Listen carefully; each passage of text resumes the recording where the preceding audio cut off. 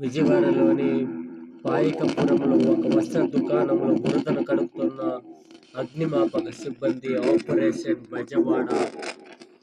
కేంద్ర ఆర్థిక మంత్రి నిర్మలా సీతారామన్ చర్చిస్తున్న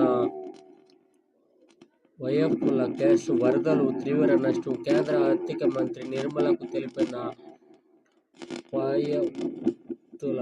బాధితుల బ్యాంకు రుణాలు చెల్లింపులు వాయిదాల విజ్ఞప్తి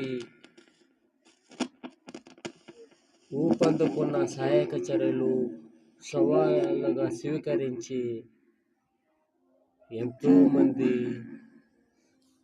ఎన్నో కార్మికులు, ప్రజలు, అన్ని ఉద్యోగస్తులు కష్టపడి ఈ విధంగా